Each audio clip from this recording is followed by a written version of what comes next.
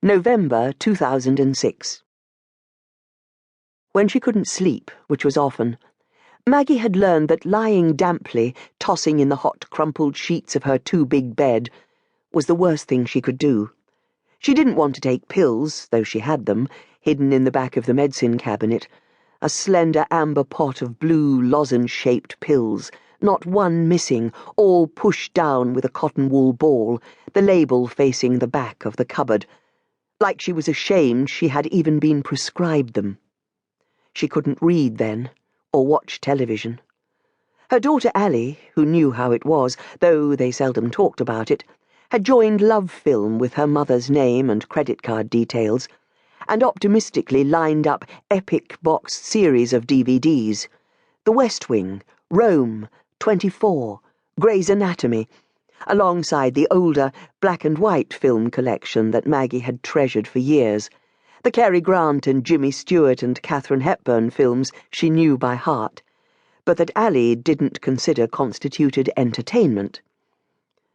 But Maggie couldn't always concentrate, couldn't follow even the simplest stories she knew best. She needed to move, and not to think.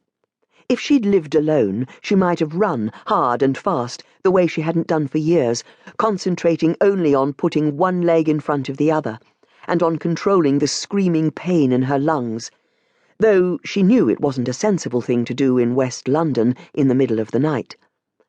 But she didn't live alone, and she couldn't do that.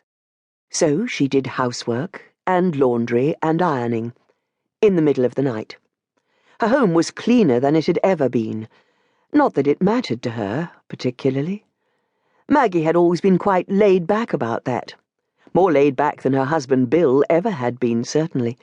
She had accused him more than once, and not entirely jokingly, of being borderline OCD.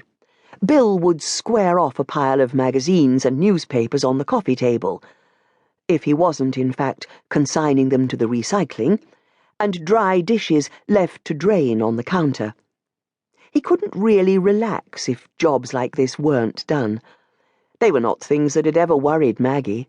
She'd grown up in comfortable chaos.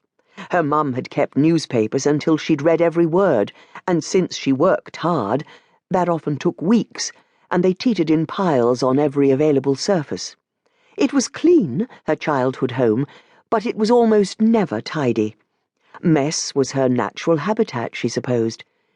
It was one of the differences between them that had once been endearing, but, across the years of their marriage, had become less acute contrast, and more a wearisome irritation. Sand in the pearl shell. But the cleaning was almost therapeutic now. She could go into a room and make it different, achieve something, fix something, focus on something real, however mundane. And it was hard work physically. She usually gave up on sleep around 2 or 3 a.m., then cleaned for 2 or 3 hours, then went back to bed, falling exhausted onto the same crumpled sheets, not noticing them this time. It meant that getting up at 7:30 a.m. to see Stan and Allie off to school nearly killed her every morning. The alarm she had to keep on the dresser across from her bed, rousing her from the deepest, furthest away sleep she ever got these days. She would swing her legs out of bed the second she heard it, sitting with her head bowed like a disorientated drunk, willing herself to come around.